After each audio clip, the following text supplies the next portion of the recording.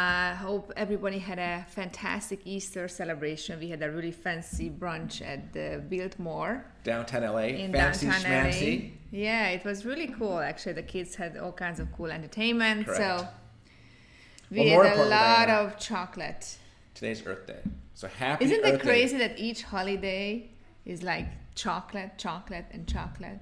It's a conspiracy from the crazy. chocolate companies Yeah. to make you eat more chocolate. So But- today's topic is an interesting one. We hope so. Blake come up with this idea. Very good idea. Right. So we always toil. There's always a lot of toiling going on about what our topics are going to be, right? And we don't want to just do the same topics as everybody else. So we're hoping that when we do this stuff, there's something interesting in it that people can listen to, not just here's how escrow works, here's how your lender works. So today's topic is really for agents, and it's the power of your words and your actions, right? Absolutely. So this is actually a brilliant topic. The reason 'cause I'm so why, brilliant, yes. no, it is Yeah. because it's a human-based business. It's about attraction, right? Right. But attraction comes with not just how you look and Right. how you, will kind of present yourself, the first impression, but also how you talk. Well, think about what that. You kind meet of people- words right. you use. What is your tone of your voice? Well, like you meet somebody and they're dressed perfectly and they look great, then they open their pie hole and they sound like an idiot. What happens? It's a major turnoff. Turn off. Absolutely. Right. So, I mean, yeah, you By the way, definitely this is your judge pie hole. It's where you eat your people pie. by their words, Right. their voice, and obviously how they look. So today we're going to talk about when you go to a listing presentation. It's a really good topic. We had an experience in the last few, months with this. Is that when you when you meet a seller at their house, and most likely, a presentation is going to be at the house, because you need to see the house, what you're actually about to sell.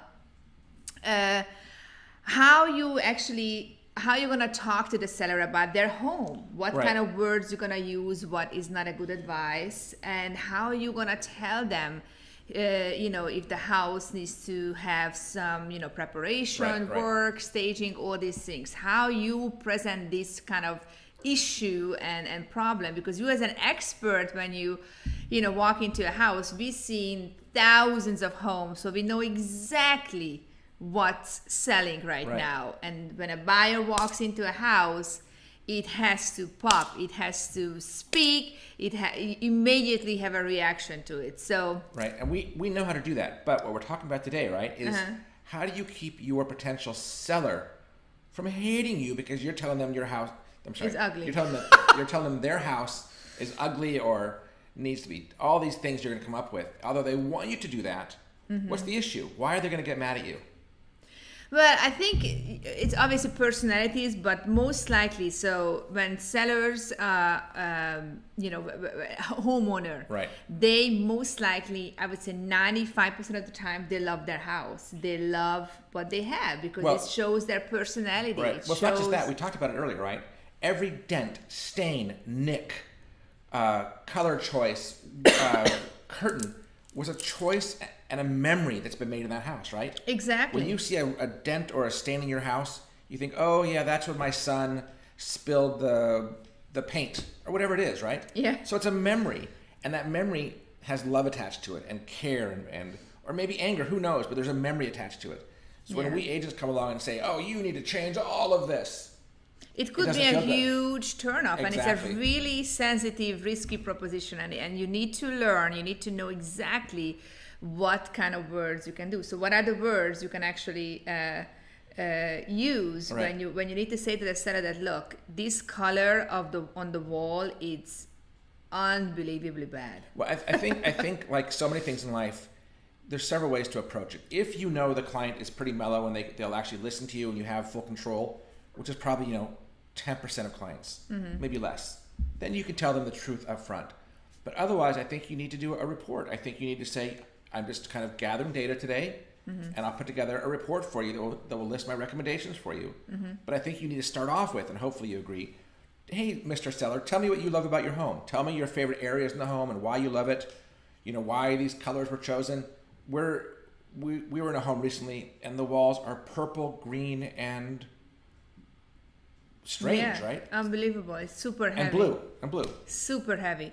So I think But my to way a buyer, of saying a buyer these likes things, a blank slate. Oh, absolutely. The buyer can only see the trendy stuff. Right. So here's an Most example. buyers. We had a house we were selling years ago, and it had purple walls on the inside. It became known to our fellow agents who treat us so nicely as the Barney house. Yeah. Why do agents have to be that way? And what ended up happening is the buyer loves purple. The person who bought that home, Yeah. he was the 10%. But it took the some reverse, time though. Took some it time. could work, yeah. Who loved purple, so he bought the house. So I think two things, the way how we approach this. For me, the way how I feel comfortable working is when I meet the seller, and obviously you start chatting. They definitely show you the house. You ask them what they love about the house, why they bought this house, what kind of memories they have, and all this stuff. So we need to make them feel that you kind of listening and understanding what's great about this house. But then you need to kind of transition the speech about, look, I'm here to educate you and I'm here to sell your house.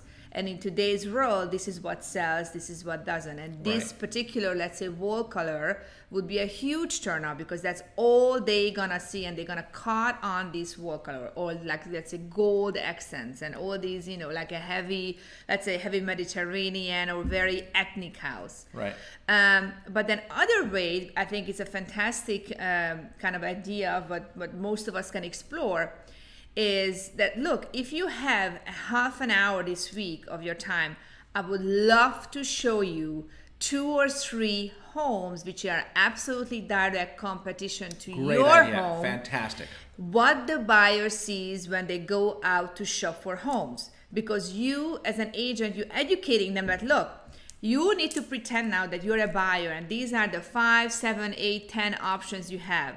You as an agent are gonna pick probably 3 or 4 that you want them to kind of see the trend, and then you take them out in your car or whatever, meet them there half an hour or an hour in the week, and just kind of give them a feel, an idea that, look, this is what these buyers gonna choose from. So what do you think they're gonna choose first?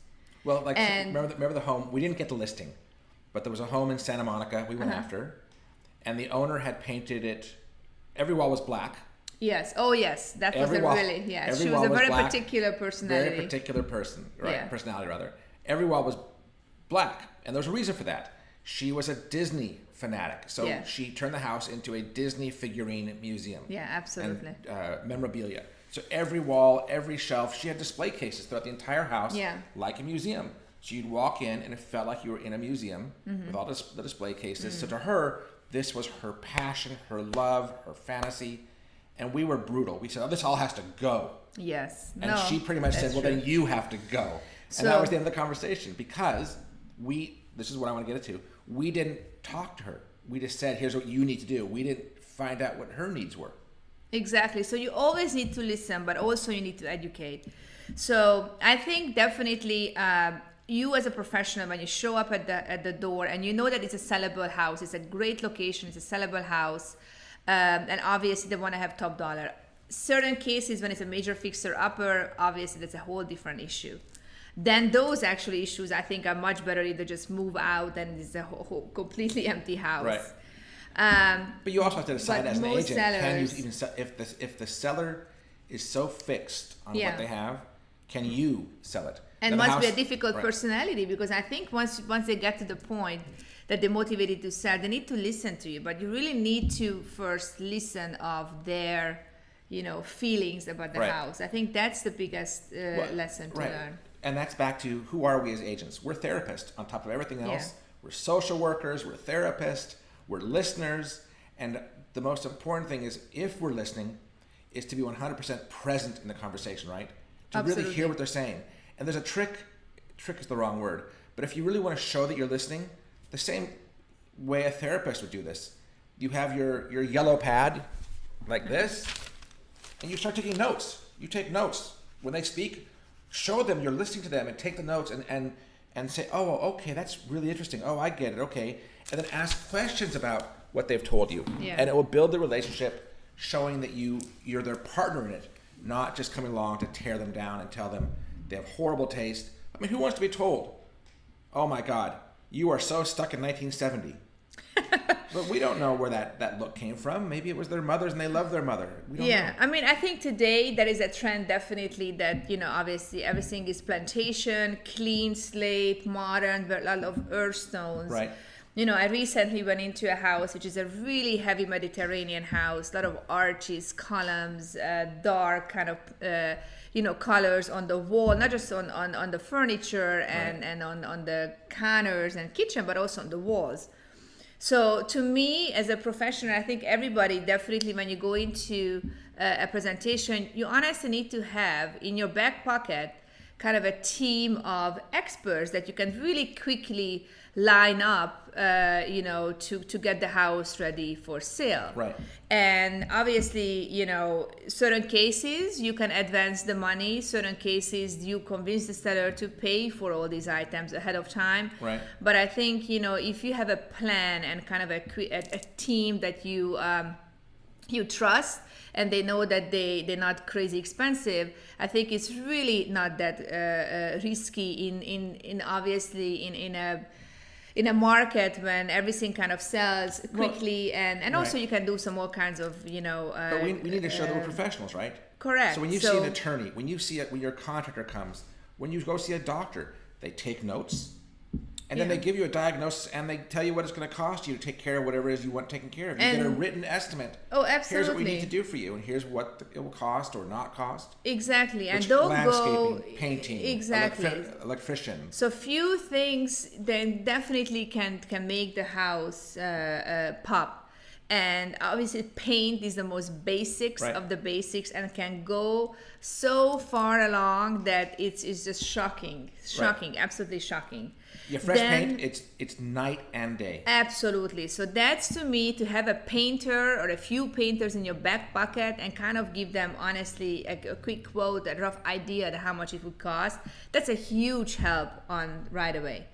The other thing is, obviously decluttering and taking of all the personalities of the wall, like, a lot of, personal photos, memorabilia, all these items that can easily done by the homeowner. But why do we do that? We do that because we want the focus to be on the house. On the house and and not on the photos, and not feel that the house is so cluttered that they can't really actually see the walls. So let's back to language. How do you tell somebody? So we had a client who had 100 family photos on the side of the stairs. Right. Going up. And they were relatives from the 1700s, 1800s, so all kinds of photos. And they look cool. So the way how we said that, and when we were at the moment of time, is that honestly that wall around the staircase, I remember that, was a really prominent wall. Right. And I told the homeowner that, look, I just really want the buyer to see this phenomenal staircase and the phenomenal wall, which is right here.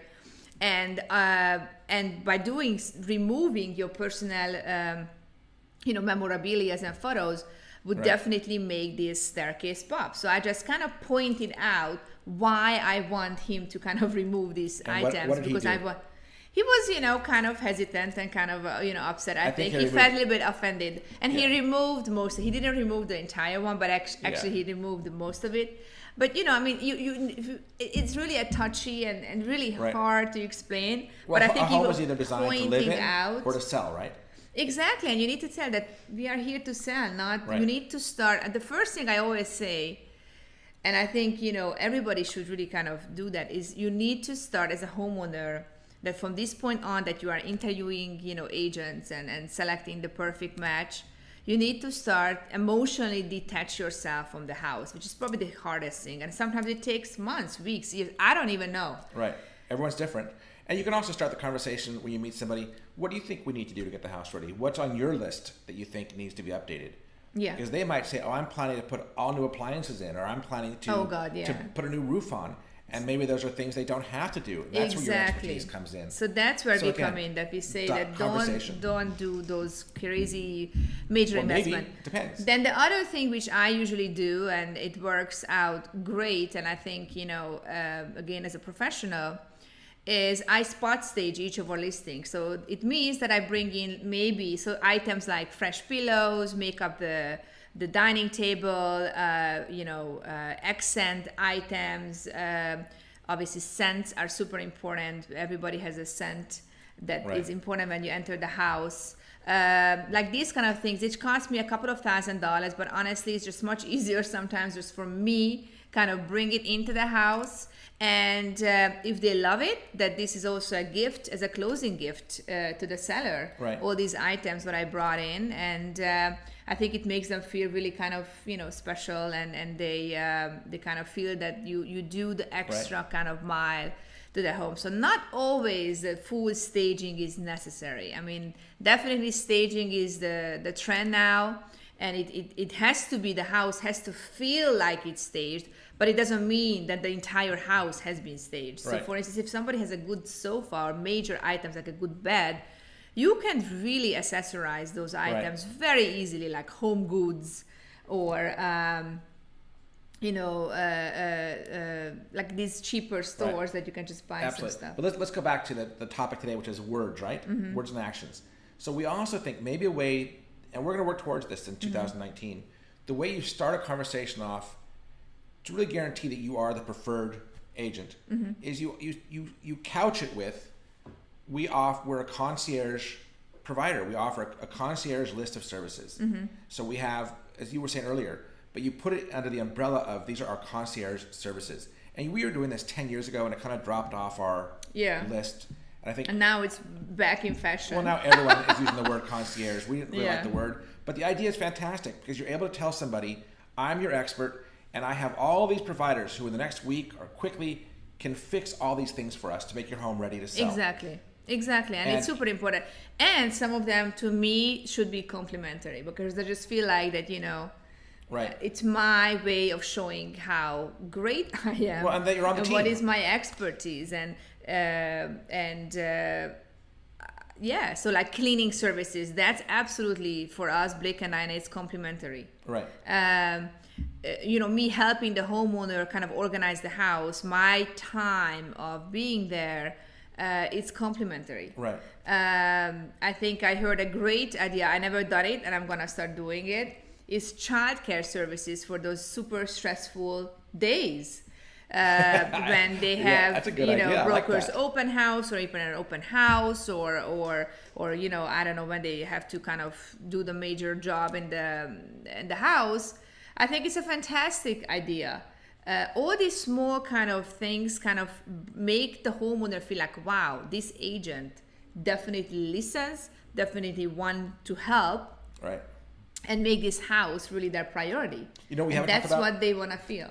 We talked about that our words are so important, the way we act are important, and then we also have to close this loop, which is communication, right? Right. Which is if you get the listing, you need to be in constant communication because to us, we may right now we have 10 listings that we're working on. That's 10 things that our hands are in, and we're going crazy with them. But to a seller, they have one thing they care Right, about, and that's their all listing. that's always been, I think, an issue with Right. with this industry and this business is that when you're dealing with a client, their priority is their house, hunting, selling, whatever it is. You obviously, as an agent, wearing 5 million other things. So, but when you talk to them, you need to make them feel that, oh my God, you are the most special and most important person right now in my life. So that also goes to, never, ever, ever should you bring your phone into a meeting with a client. Or if you bring it, turn it off or mute it. You should never have a phone ring Ever, yeah. with a client because I Probably think the it's better is disrespectful. it's just leave it in the car, yeah. Yeah, leave no, it in the car. absolutely. You want to make sure, again, take the notes we talked about. Make sure the words you use are very soft initially, and you're listening to what they're looking for. You want to hear what they want. Yes, What's and important to them. and what they want to hear is that you are taking care of it. Right. You are here to help and to make this work, and not just like, hey, you need to paint, you need to do this, you need to do that, you need to remove, do it, and then Right. call me when you're ready. But that never ever works, and Right. to me, that's a major turnoff. And if somebody treats a person like this, they should not be in this business, especially in this competitive marketplace. Right. So yeah, it's super duper important. The value add, the extra mile, the what you do. Well, the hugs and kisses. You need to make sure you're on a hugs and kisses and that's level. what I want to feel when I'm buying something, when I'm using somebody's services, when I go in a store, whatever. I want them to kiss up to me. I'm not saying that they'd have to hang constantly around me, Right. but I want the extra special treatment. Right. It absolutely makes me click, right? Right. Absolutely. So in kind of wrapping this up, I think we've put this one through the hopper. So in wrapping it up, 100% present when you're talking to your clients. That Yes. means stay Listen. focused on them, listen. And we were driving down the freeway yesterday, and I was looking at a car crash to our left. And because I was looking to my left, I almost hit the car in front of us who put his brakes on. And it made us kind of realize I took my eyes off the one thing I should have been focused on, which was driving my car. Right? Correct. And my family's in the car with me. I could have killed all of us because I was busy looking at some little bumper dumper on the side of the road. And I had no Yeah. business. Why do I need to see that? So when you're with clients, don't let something distract you. Be present with the client. Hear what they say. Block out any noise that's in your head from earlier in the day or things that are coming up in your day. You need to really be with them, and they'll feel it. Oh, absolutely. No, absolutely. Because what To me, happens it's if you're not super focused, you will important. crash your car. You will lose the deal. You will not hear them correctly. You'll be off making a mistake. Exactly. Right. And I think listening, making notes, making them feel special, and your priority, I think, is it takes a huge mile, ahead Right. of every Well, I think competition. the most important thing, actually care about your client. They're going to feel it.